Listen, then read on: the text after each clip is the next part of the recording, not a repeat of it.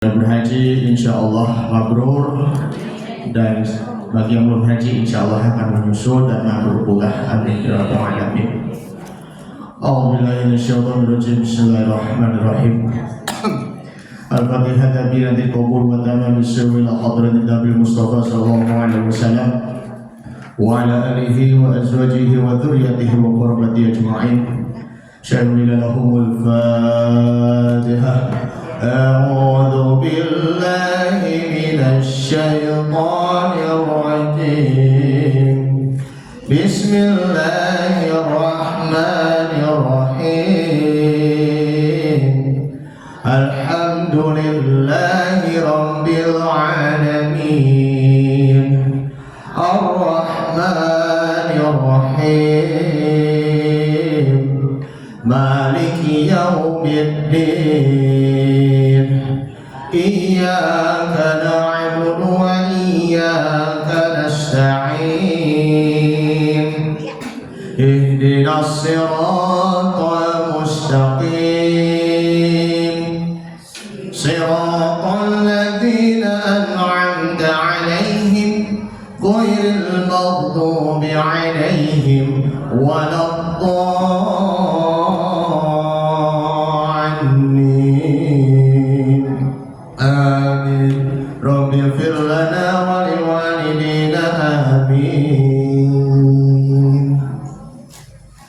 Assalamualaikum warahmatullahi wabarakatuh.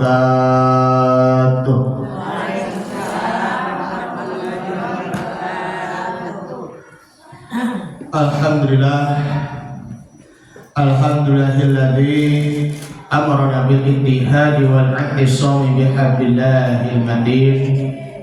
Asyhadu an la ilaha illallah wahdahu la syarikalah wa asyhadu anna Muhammadan 'abduhu wa rasuluh alladzi la nabiyya wa la rasula ba'dah.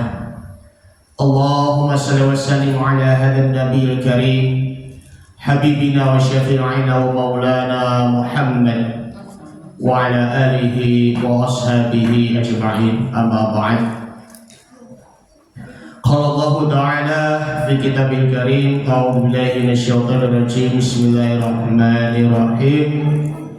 Inni wajjahtu wajhiya lilladzi fataras samawati wal arda hanifan muslima wa ma ana minal musyrikin. Wa qala ta'ala aidan falamma balagha ma'ahu as-sa'ya qala ya bunayya inni ara fil manam anni adbahuka fanzur madza tara. Qala ya abati if'al ma tu'mar satajiduni insyaallahu minas sabirin. Wa qala ta'ala aidan inna a'tayna kal kautsar fasholli li rabbika wanhar inna syani'aka huwal abtar.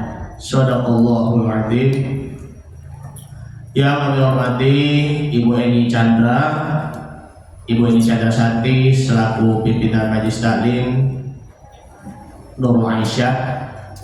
Yang kami hormati Ibu Ustazah Inah, Ibu Yunarni, guru-guru kita. Semoga Allah Ta'ala memberi panjang umur dan sehat selalu. Amin. Dan diberi keberkahan dan diluaskan rezekinya. Dan mudah-mudahan diberi kemudahan dalam urusannya dunia akhirat. Amin ya rabbal alamin. Ibu-ibu sesepuh, Ibu Dewi Sumeksiana, Ibu Sumirah Srianto, Ibu Misdalena, dan juga lupa Ibu Sarmuji. Apa kabar Ibu? Sehat ya? Masya Allah. Lama nggak pernah ketemu selama beberapa minggu yang lalu ya. Serta ibu-ibu jamaah yang mohon maaf tidak bisa disebutkan satu persatu, namun tidak mengurangi rasa hormat dan takzim saya. Alhamdulillah kita kembali lagi hadir, kembali lagi kita duduk di tempat yang mulia ini. Kita sudah hampir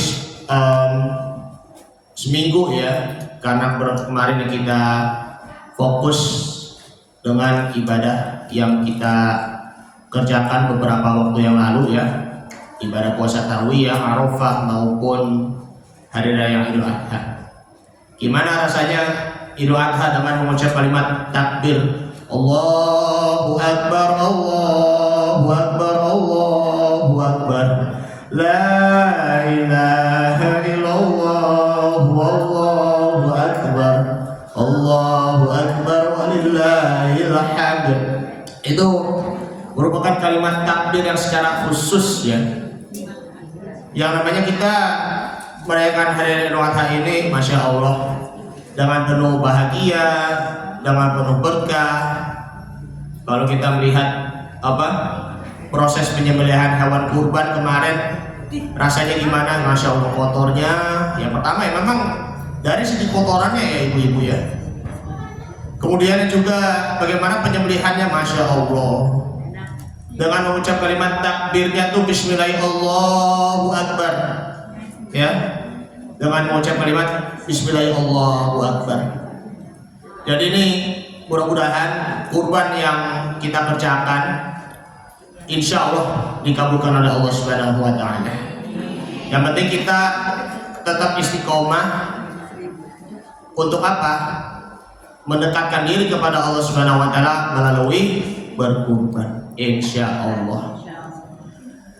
Kita diberi kesehatan walafiat, nikmat iman, nikmat Islam, nikmat panjang umur. Salawat dan salam marilah kita haturkan kepada suri-tauladan kita Nabi Muhammad Sallallahu Alaihi Wasallam beserta keluarganya, para sahabatnya, dan tentunya juga kepada para pengikut-pengikutnya. Kurban kambing, kurban sapi, Masya Allah, ataupun juga kurban domba ya, ada pula juga yang kurban unta ya, ada juga yang kurban kerbau. Karena ini semuanya ini merupakan binatang yang begitu halalan, thayyiban, mubarakan. Kalau kita melihat yang di dalam surah Al-Baqarah, surah yang kedua ayat 168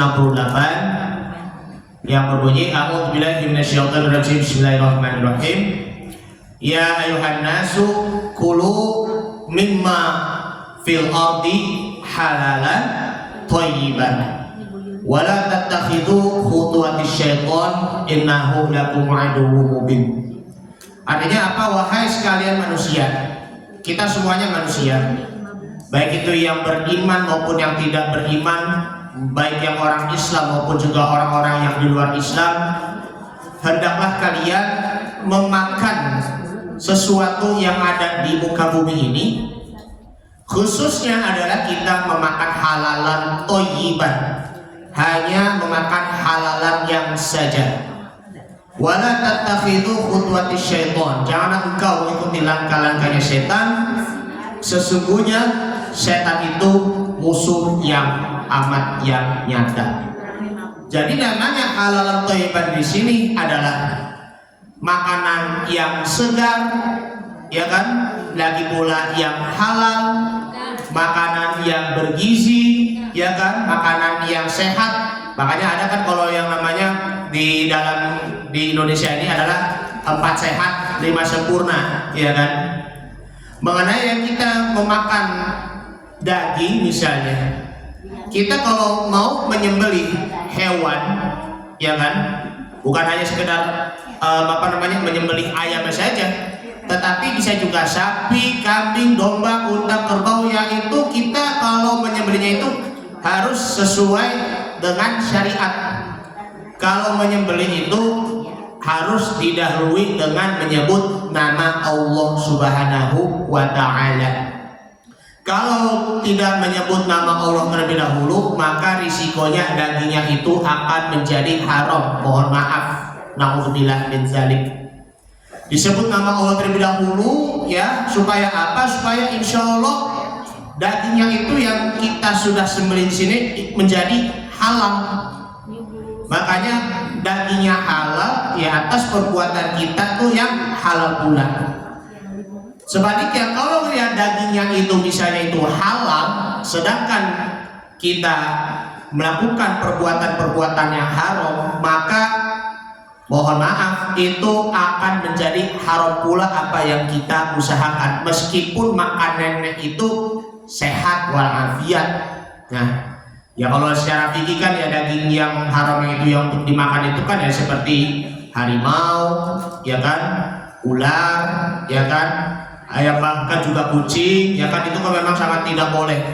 Kalau mengenai harimau ataupun ular itu tidak boleh dimakan karena itu kan binatang yang liar, bahkan itu binatang yang ada taringnya. Ya kan, hewan buas itu tidak boleh untuk dimakan. Kucing pun juga tidak boleh. Apalagi mohon maaf, daging anjing, ya Allah. Masih ada juga yang sampai sekarang ya di TV apa daging anjing yang berkedok makan bakso. Iya. Ya bisa juga ada bakso babi. Naudzubillah min dzalik. Itu olahannya itu memang bagus ya kan, kelihatannya cakep banget. Makanya ini perlunya juga ada waspada ya ibu-ibu ya, supaya jangan sampai kita tertipu dengan ada kedok makanan-makanan itu yang kelihatannya enak tapi kenyataannya bahan dasarnya dari mana? Entah itu yang dari apa, bahan olahnya dari daging anjing kah atau daging babi kah, ya Allah. Apalagi dari minyak itu minyak babi ya Allah. Karena ini semuanya itu akan menjadi haram di dalam jasad kita maupun juga rohani kita. Sekali lagi, makanlah dengan memakan makanan yang halal. Nah, kalau kita ini mengenai doa buat penyembelihan hewan kurban nih ya, yaitu sapi, kambing, domba, kerbau maupun unta, ini ada doanya nih buat penyembelihan di sini. Kalau ibu belum pernah baca di kitab Safinatun Najah, itu doanya begini ya. Bismillahirrahmanirrahim. Allahumma sholli ala sayyidina Muhammad wa ala ali sayyidina Muhammad. Allahu akbar, Allahu akbar, Allahu akbar walillahil hamdu. Dari shalawat terus membaca takbir. Allahumma hadhihi udhiyatu. Ya Allah, kurban ini ya, sembelihan ini ala atas nama siapa? Bisa juga ala nafsi ataupun binafsi, untuk diri sendiri. Bisa juga 7 orang, misalnya fulan bin fulan, fulanah binti fulan, ataupun fulan bin fulan dan lain sebagainya. Ya kan? Ada juga fulan bin fulan li almarhum almarhumah. Kenapa demikian seperti itu? Karena bolehkah kita kurban yang mengatasnamakan orang yang sudah wafat? Boleh, sangat diperbolehkan. Sebagaimana Nabi, dia itu ya berkurban, ketika dia memotong sebelumnya itu dia berdoa, ya Allah, hadhihi udhiyatu, ya, kurban ini sembelih atas nama diriku dan juga keluargaku, bahkan juga umat-umatku. Nah, umatku ya baik yang sudah wafat ataupun yang masih hidup, itu semuanya sudah disebutkan oleh Nabi Muhammad SAW. Walaupun ya itu ada perbedaan pandangan dari para mazhab ya, misalnya ya kalau mazhab Syafi'i ya kan, Imam Syafi'i ya bilangnya tuh ya harus memenuhi dengan wasiatnya dulu kepada orang yang ketika dia mau sudah wafat. Wasiat saya, wasiatnya kepada antum, kepada bapak ibu, tolong kurbanin saya ya, seperti itu. Ada juga ya boleh juga boleh kurban atas nama orang yang meninggal, walaupun tidak didahului dengan wasiat-wasiat. Tapi bagaimanapun itu semuanya itu adalah nilainya itu adalah sedekah. Karena sedekah inilah ya itu akan mengalir terus kepada orang yang sudah meninggal, mengalir ke alam kubur sampai ke alam akhirat nanti. Ataupun misalnya si A maupun si B ataupun si C yang mewakili keluarganya siapa, maka ya 7 orang yang sapi, fulan bin fulan, fulan bin fulan, fulan bin fulan, fulana bin fulan, fulana binti fulan, fulan bin fulan, fulan bin fulan, 7 orang kan paling banyak. Karena kan sapi itu berapa sih, ada harganya, yang ada yang 25 juta, ada 26 juta, bahkan 1 ton berapa tuh, Masya Allah, berat banget kan, 30 juta. Nah itu terus lanjutannya adalah ni'matan minka alaihim, sebagai nikmat darimu kepada mereka. Lanjutannya, wa taqarruban ilaika bihadhihi udhiyah, dan sebagai pendekatan kepadamu di hari Idul Adha ini dengan penyembelihan ini. Setelah itu wa taqabbal minhum, terimalah kurban dari mereka, ataupun minni, dariku, kama taqabbalta Nabi Allah Ibrahim Khalilullah wa Nabi Muhammadin sallallahu alaihi wasallam. Terimalah kurban dariku ataupun dari mereka sebagaimana engkau menerima kurbannya dari Nabi Ibrahim dan Nabi Muhammad sallallahu alaihi wasallam. Terus faja'alha matiyatahum yaumal qiyamati ya arhamar rahimin, dan jadikanlah hewan ini sebagai kendaraannya ketika di hari kiamatnya nanti. Jadi itu hewan itu bakal jadi kendaraan buat kita nanti ya. Apakah rugi kalau nggak pernah berkurban? Rugi kan? Walaupun ya cuma kurbannya cuma pernah sekali ataupun ya 2 kali, alhamdulillah. Yang nggak benar itu adalah nggak pernah berkurban. Padahal dia itu adalah orang yang sangat mampu. Jadi kalau yang namanya berkurban itu ya memang itu hukumnya itu kan sunnah muakkad, sunnah yang sangat dianjurkan. Tetapi ya bagaimanapun ya kita sebagai orang Islam jangan sampai ya kita merasa sepele ataupun anggap enteng terhadap ya masalah kurban, apalagi beli hewan kurban. Masa nggak pernah beli hewan kurban, meskipun cuma hanya sekedar hewan kan, kambing ataupun domba. Malu sama mumu sama embe-embe ya kan, seperti itu ya. Nah ibu-ibu sekalian yang dimuliakan Allah Subhanahu wa taala, inilah doanya yang ketika mau menyembelih hewan kurbannya ini, agar itulah sudah doa dari sembelih, tapi memang harus hati-hati ya terhadap ini ya. Takutnya sapinya ngamuk ya kan, takutnya sapinya udah ketendang begitu kan. Makanya lihat kan ada anak-anak, anak minggir, ayo minggir begitu. Masya Allah ya kan. Bahkan juga udah begitu sapinya kabur, itu mah juga Allahu Akbar. Jadi inilah yang namanya tata cara dalam penyembelihan hewan kurban yang seperti itu, kalau sebagaimana di dalam kitab Safinatun Najah.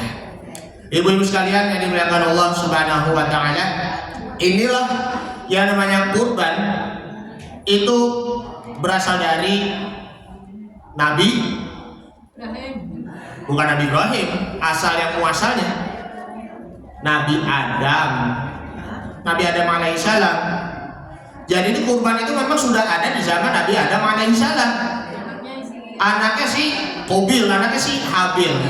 Nah, Qabil itu dia kurbannya itu kan melalui padi. Sedangkan Habil itu dia kurbannya itu melalui dengan kibas, ataupun ya kalau ini ada yang bilang kambing, ada yang juga domba. Makanya di antara 2 kurban ini mana yang dipilih? Ternyata Allah memilih kurbannya itu si Habil.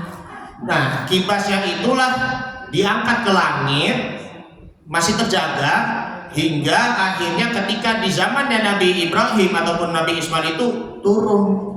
Jadi ini terdapat di dalam kisahnya ya ibu-ibu yang dimuliakan Allah Subhanahu wa taala. Inilah kita perlunya untuk meneladani Nabi Ibrahim menjadi seorang nabi yang millata abina Ibrahim hanifa wa ma kana minal musyrikin, ya dia itu adalah milah agama Nabi Ibrahim yang hanif, yang lurus. Makanya judulnya di sini yaitu adalah kita perlu meneladani Nabi Ibrahim alaihissalam. Dan sini ada 3 hal keteladanan Nabi Ibrahim yang harus kita teladani dan amalkan. Yang pertama adalah dari segi pribadinya. Yang kedua, dia sebagai seorang suaminya, dan yang ketiga di sini adalah seorang ayahnya. Kalau dari segi pribadinya di sini, Nabi Ibrahim itu adalah seorang Nabiullah ataupun juga Khalilullah. Maksudnya Khalilullah di sini adalah dia adalah orang yang paling dekat kepada Allah Subhanahu wa taala. Ya betul, kekasih Allah Subhanahu wa taala. Kalau yang Nabi Muhammad kan ya Rasulullah, ya Habibullah gitu kan. Adapun yang kalau salawat yang ininya ya Rasulullah, ya Habiballah. Kalau ini Khalilullah, ya. Maksudnya itu paling dekat. Terus dia itu ya orang yang kekasih Allah Subhanahu wa taala. Karena dia sejak kecil Nabi Ibrahim itu dia mengenal Allah Subhanahu wa taala. Sudah benar-benar mengenal Allah dan hingga akhirnya tauhidnya itu udah melekat ke dalam hatinya. Makanya ia terbebas dari berbagai macam bentuk kesyirikan, maksiat, sehingga hidayah Allah Subhanahu wa taala itu masuk ke dalam hatinya. Bahkan dia benci dengan berhala-berhalanya, ya kan, termasuk batu-batu yang dipuja itu ya seperti patungnya Raja Namrud. Makanya sudah pernah dengar kan ya si Nabi Ibrahim ketika di daerahnya itu sepi, ya kan, mereka itu kaum Raja Namrud termasuk rajanya itu sedang pergi ke hutan. Ya Nabi Ibrahim dia menghancurkan patung-patung, menghancurkan ini lehernya, sampai ya sebuah kapaknya ini taruh ke dalam lehernya itu patung Raja Namrud. Sampai akhirnya ketika mereka kaum Raja Namrud itu udah berpulang dan lihat, wah siapa yang melakukan ini? Siapa yang menghancurkan patung ini? Akhirnya tuh mereka sudah pada tahu ini pasti ulahnya si Ibrahim. Mereka tuh memang yang mengikut Raja Namrud, hanya saja Nabi Ibrahim itu dia memang sudah menentang berhalanya. Luar biasa banget itu perjuangannya Nabi Ibrahim alaihissalam. Hingga akhirnya si Ibrahim dia dihukum oleh Raja Namrud, dia dibakar tapi tidak hangus. Hingga akhirnya Allah menyelamatkan Ibrahim dan Allah Subhanahu wa taala memberikan kutukan kepada Raja Namrud berupa apa? Nyamuk. Jadi itu nyamuk itu bisa mematikan si Raja Namrud. Masya Allah, itu kemukjizatan itu memang sangat luar biasa. Ya ibu-ibu yang dimuliakan Allah Subhanahu wa taala. Karena terbukti di dalam surah Al-An'am surah yang ke-6 ayat 76 sampai 79. Boleh dibuka mushafnya ya. Surah Al-An'am surah yang ke-6 ayat 76 hingga 79. A'udzubillahi minasyaitonir rajim. Bismillahirrahmanirrahim. Falamma jannal lailu ra'a kaukaba qala hadha rabbi falamma afala qala la uhibbul afilin. Artinya ketika malam telah gelap dia melihat sebuah bintang lalu dia berkata, inilah Tuhanku. Tetapi tatkala bintangnya itu tenggelam dia berkata, saya tidak suka kepada bintang yang tenggelam di malam hari, ya kan, melihat apa namanya bintang di langit ya seperti bintang bersinar. Nah terus ini bintangnya. Kalau yang ayat 77-nya, falamma ra'al qamara bazighan qala hadza rabbi falamma afala qala la illam yahdini rabbi la akunana minal qaumid dhalin. Ketika melihat bulan itu terbit, dia berkata, inilah Tuhanku, hadza rabbi. Tetapi setelah bulannya itu terbenam, dia berkata, sesungguhnya jika Tuhanku tidak memberi petunjuk kepadaku, pastilah aku termasuk orang-orang yang sesat. Nah ini bulan. Kemudian yang ayat ke-78 yaitu adalah matahari. Falamma ra'a syamsa bazighatan qala hadza rabbi hadza akbar. Falamma afalat qala ya qaumi inni bari'um mimma tusyrikun. Ketika matahari itu terbit, berkata pula, inilah Tuhanku, ini yang lebih besar. Matahari lebih besar kan kalau di dalam tata surya ya kan, di luar angkasa dibandingkan dengan bulan maupun juga bintang. Masya Allah. Maka ini lebih besar. Maka tatkala matahari itu terbenam, hai kaumku, sesungguhnya aku berlepas diri dari apa yang kamu persekutukan. Maka tiga ayat ini dibantah di ayat yang ke-79 bahwa ini wajahiyya lilladzi fataras samawati wal arda hanifan muslima wa ma ana minal musyrikin. Nah ini merupakan doa iftitah ya Ibu. Ketika lagi sholat, Allahu Akbar kabira walhamdulillahi katsira, ya kan? Terus ada juga riwayatnya itu Allahumma ba'id baini wa baina khotoyaya kama ba'idta bainal masyriqi wal maghribi. Ya Allah, jauhkanlah aku, ya kan, dari kesalahan, ya kan, sebagaimana Engkau menjauhkan aku dari timur maupun juga barat. Ada riwayatnya seperti itu. Nah di sini ada maknanya, masya Allah. Kalau dalam doa kita Inni wajjahtu wajhiya lilladzi fataras samawati wal arda hanifan musliman wa ma ana minal musyrikin. Sesungguhnya aku menghadap diriku kepada Rob yang menciptakan langit dan bumi dengan cenderung kepada agama yang benar, dan aku bukanlah orang-orang yang mempersekutukan Tuhannya, yaitu Allah Subhanahu wa Ta'ala. Menurut Imam Jalaluddin As-Suyuti di dalam tafsir Jalalain bahwa inni wajjahtu wajhiya di sini adalah qasadtu bi'ibadati, tujuan ibadahku. Jadi tujuan ibadahnya di sini adalah beliau hanya untuk mencari ridho Allah Subhanahu wa Ta'ala, bukan yang lain. Salat ya inni wajjahtu, ya kan? Semua perbuatan-perbuatan kita, termasuk juga kurban yang telah kita kerjakan kemarin, itu semuanya kita menghadap kepada Allah Subhanahu wa Ta'ala. Ketika penyembelihan, ya kan, bismillahirrahmanirrahim, Allahu akbar, Allahu akbar, Allahu akbar, la ilaha illallah, Allahu akbar walillahil hamd. Itu semuanya ada nilai ketauhidannya sebagai kita ketakoruban, kedekatan diri kepada Allah Subhanahu wa Ta'ala. Tak lupa kita kedekatan kita kepada sesama manusia. Inilah merupakan perjalanan spiritual Nabi Ibrahim, bahwa dimanapun beliau berada, tetapi beliau selalu mengingat Allah Subhanahu wa Ta'ala.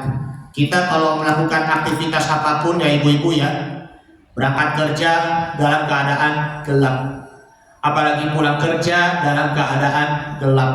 Kalau yang bagi yang bapak-bapak ya, tapi kalau yang bagi anak sekolah pun juga sama, berangkat kerja juga dalam keadaan gelap. Tapi kalau siangnya ataupun sorenya kan masih dalam keadaan terang kan, ya anak kampus, masya Allah. Tapi ya jangankan kita kalau menuntut ilmu, tapi kita tidak pernah mengenal Allah Subhanahu wa Ta'ala.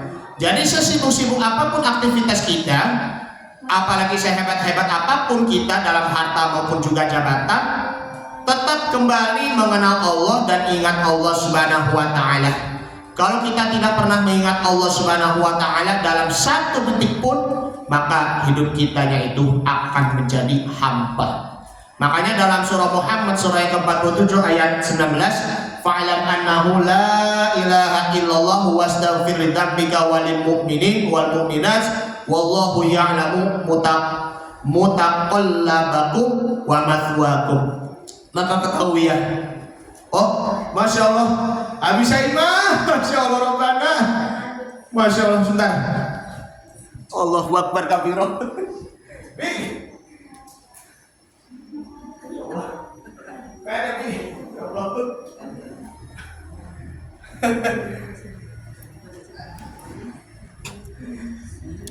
Alhamdulillah, Abi Saimah, semuanya mohon izin ya, saya sampaikan di depan.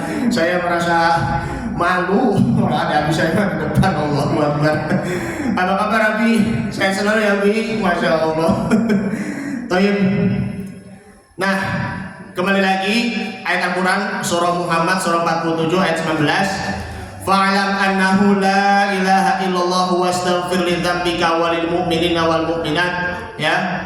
Maka ketahuilah bahwa sesungguhnya tidak ada Tuhan selain Allah, maka mohonlah ampunlah bagi dosamu dan bagi orang-orang mukmin, baik yang laki maupun perempuan, dan Allah Maha mengetahui, wallahu ya'lamu mutaqallabakum wa mathwaakum.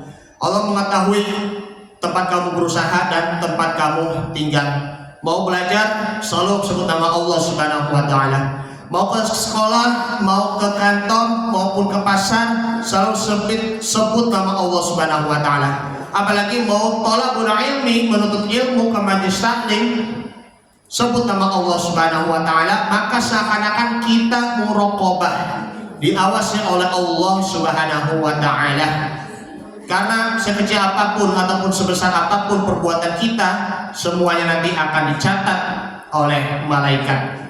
Makanya kembali lagi kita mengucap kalimat la ilaha illallah sembari merenung, mudah-mudahan Allah Subhanahu wa Ta'ala akan menolong dan menyelamatkan kita dari fitnah dan bencana. Amin ya rabbal alamin.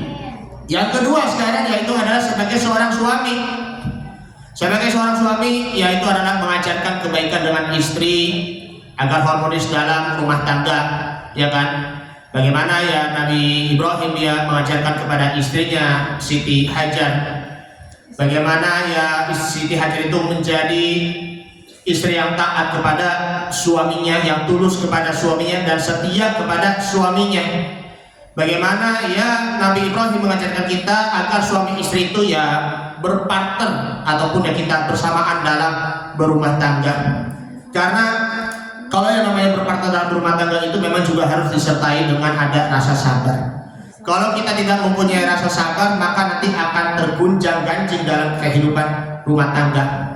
Zaman sekarang aja, mohon maaf, kalau di zaman media sosial di sini, di kotok ya kan, TikTok maksudnya, ataupun di Instagram ataupun di Facebook, udah lagi mamerin keromantisannya, ya kan, pamer ini pelukan ataupun ciuman di luar negeri, misalnya lagi merangkul begitu, ujung-ujungnya menjadi cerai.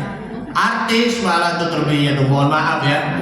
Nah, untuk bilang min zalik. Makanya tuh jangan pamer lah dalam rumah tangga, terlebihnya dalam keromantisan itu merugikan.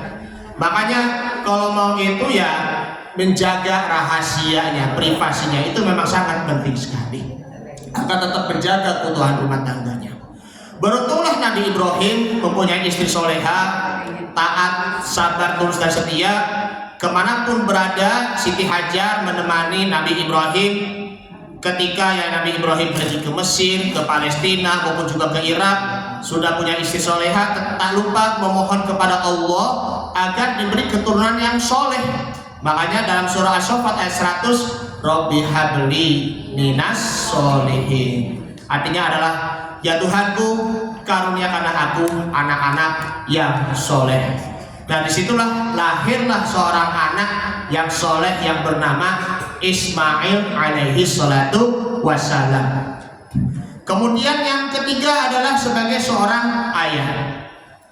Sebagai seorang ayah, dia itu melihat perkembangan si Ismail dari kecil hingga dewasa. Makanya nih tugasnya tuh ya jangan sampai kita mengabaikan tugas kita dan juga melalaikan tugas kita untuk mendidik anak. Jangan sampai terbengkalai istilahnya. Tidak boleh. Mau dapat anak yang soleh, alhamdulillah. Tapi tugas kita sebagai orang tua kita yang malah terbengkalai. Alhamdulillah. Misalnya si bapak dia udah mencari nafkah, tetapi udah begitu tidak pernah melihat bagaimana perkembangan anaknya. Jangan cuma hanya sebagai ya tugasnya seorang ibunya saja, ya. Tapi tuh bapaknya itu pun juga perlu terlibat juga untuk mendidik dan juga memberikan perkembangan untuk anak. Ya memang bapak itu kan memang tugasnya itu mencari nafkah. Ibu kan juga tugasnya untuk mendidik anak. Tapi tidak boleh ada satupun yang bagi-bagi tugas egois, ya tidak boleh. Itu namanya adalah orang tua yang tidak tahu diri terhadap anaknya, ya. Bapaknya kerja keras, tapi anaknya itu masya Allah durhaka. Allahu Rabbi ya karim. Nah ini Nabi Ibrahim alaihissalam yaitu tidak pernah mengalihkan perhatian anaknya sehingga Ismail itu berbakti kepada kedua orang tuanya. Dan di sini namanya adalah birrul walidaini, berbakti kepada orang tua. Karena itu ketika perintah Allah kepada Ibrahim untuk mengorbankan putranya Ismail, maka perintah itu segera dijalankan dengan penuh kesabaran oleh keduanya. Nah, di dalam Al-Quran Allah Subhanahu wa Ta'ala berfirman di dalam surah As-Saffat, surah yang ke-37 ayat 102, falamma balagha ma'ahu sa'ya qala ya bunayya inni ara fil manam anni adbahuka fanzur madza tarah qala ya abati fa'al satajiduni insyaallahu minas sabirin. Tatkala anak itu sudah besar, ya, sudah dewasa, ya, berusaha bersama-sama Ibrahim, Nabi Ibrahim berkata, wahai anakku, sesungguhnya aku melihat dalam mimpi bahwa aku menyembelihmu, maka pikirkanlah apa pendapatmu. Wahai ayahku, kerjakanlah apa yang engkau diperintahkan Allah kepadamu, insya Allah aku mendapatinya termasuk orang-orang yang bersabar. Nah, hal ini mengenai hal itu terdapat di dalam kitab Nashorul Ibad karangan dari Syekh Nawawi Al-Bantani. Nah, ini di sini adalah bahwa hal penyebab Nabi Ibrahim itu menjadi Khalilullah yang pertama adalah bahwa ikhtatu amrullahi ta'ala ala amri ghairihi. Maksudnya di sini adalah dia selalu mengutamakan perintah Allah di atas perintah selain Allah Subhanahu wa ta'ala. Baik, kenapa? Oh ya, mau sambutan ya, baik. Masih ada ini ya. Baik. Nah, dia selalu mengutamakan perintah Allah Subhanahu wa ta'ala dibandingkan dengan perintah selain Allah Subhanahu wa ta'ala. Makanya apa? Para nabi dan rasul itu dia memang mempunyai ketentuan afal perbuatan ataupun kegiatan apapun yang dilakukan dan rasul semuanya amaliyahnya itu berdasarkan wahyu. Apa yang telah diajarkan Allah untuk para nabi dan rasul melalui wahyunya itu mereka mendakwakan kepada umat-umatnya, ya. Jadi itu dipimpin atau amanat bimbingannya itu melalui wahyu. Sebagaimana kalau dalam surah Al-Kahfi surah ke-18 ayat 110, qul innama ana basyarum mithlukum yuha ilayya. Sesungguhnya aku ini adalah manusia seperti kalian, aku ini diwahyukan Allah kepadamu. Seperti itu. Jadi itu Nabi Muhammad SAW dia diperintahkan oleh Allah melalui wahyu untuk mendakwahkan kepada umatnya. Hal ini ya, kalau dalam konteksnya Nabi Ibrahim alaihissalam, dia kalau mendapatkan perintah Allah itu kadang-kadang di luar nalar, kadang-kadang di luar wahyunya. Seperti contohnya dalam mimpinya Nabi Ibrahim alaihissalam. Jadi itu di sini ada 3 hal mimpinya ketika di 3 harinya. Yang di tanggal 8 Zulhijjah di sini, ketika malam 8 Zulhijjah, Nabi Ibrahim tidur, lalu bangun. Ya kan, tidur, mimpi terus bangun. Ya mimpinya itu dia, apakahnya itu merupakan perintah Allah untuk menyembelih Ismail atau merupakan mimpi berasal dari setan? Ya kita mimpi jangan cuma hanya mimpi kali ya, begitu kan? Jangan mimpi deh ente, begitu ya nggak boleh. Nah itu tanggal 8 Zulhijjah. Tanggal 9-nya itu ketika di hari Arafahnya ya Nabi Ibrahim kan tidur lagi, mimpi lagi, terus bangun, dan akhirnya Nabi Ibrahim dia sudah tahu bahwa ini adalah perintah Allah Subhanahu wa ta'ala. Yaumul Arafah, pengetahuannya. Kalau sedangkan tarwiyahnya di sini adalah pertimbangan apakah itu mimpinya itu benar dari Allah ataupun juga dari setan. Dan yang terakhir di hari yang ke-10 Zulhijjah di sini adalah Yaumul Adha. Dan akhirnya dia di waktu malam ke-10 Zulhijjah itu dia tidur, mimpi dan juga akhirnya bangun, dan sudah dipastikan bahwa ini sudah benar-benar perintahnya Allah Subhanahu wa ta'ala, sehingga dia melakukannya untuk menyembelih si Nabi Ismail. Nah, hal inilah ya semua yang dipastikannya ini ya ketika Nabi Ibrahim mengambil pisau untuk menyembelih Ismail, tetapi ada yang lebih baik lagi gantiannya, yaitu adalah berupa seekor seekor kibas ataupun juga kambing ataupun domba. Nah di ayat 107 di sini wa fadainahu bidzibhin alim, dan kami tebus anak itu dengan seekor sembelihan yang besar. Nah di sini maksudnya kibas di sini adalah menurut Imam Ibnu Jarir atau Bari dalam tafsirnya, bahwa Ibnu Abbas mengatakan huwa bikabsin a'yana abyadu aqrana. Kibas di sini adalah yang bermata sehat dan bertanduk matanya sehat di sini. Makanya kalau dalam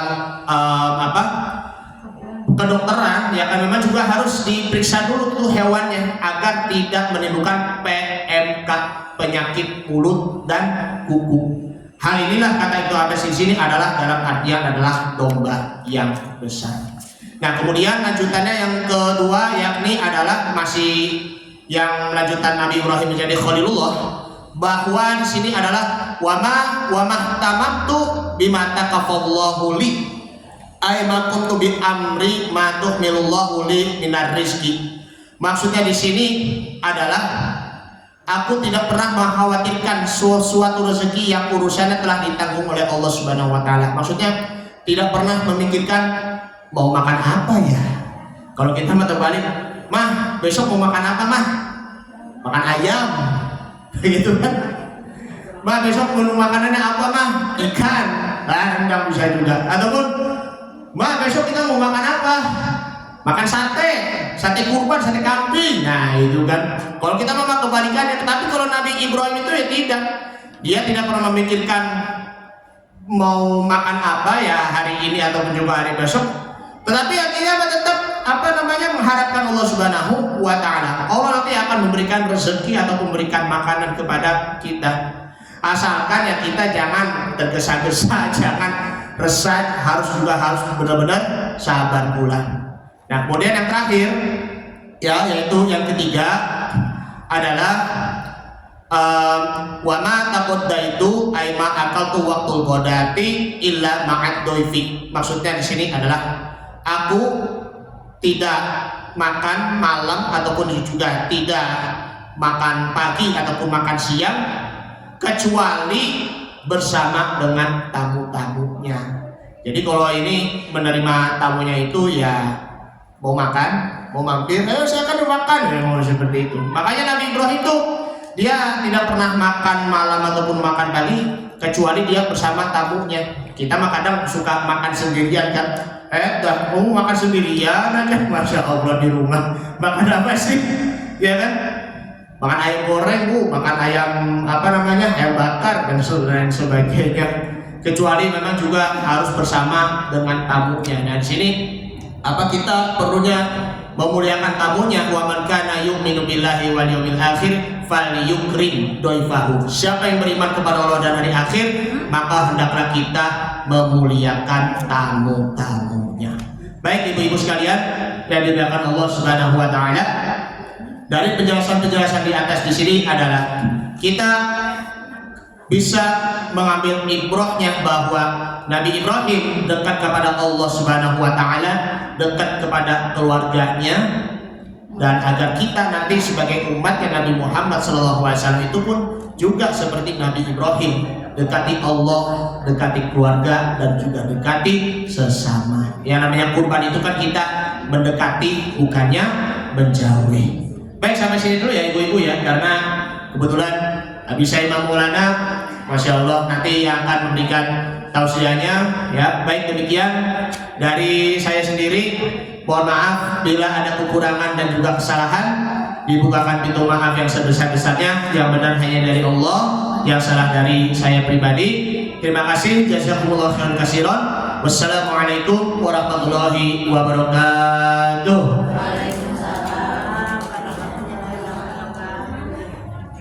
Jazakumullah khairan katsiran kami ucapkan kepada guru kita yaitu Ustadz Dirga. Semoga ilmu yang telah disampaikan hari ini senantiasa dapat menambah keimanan serta ketakwaan kita kepada Allah Subhanahu wa taala. Amin. Amin amin ya rabbal alamin. Acara selanjutnya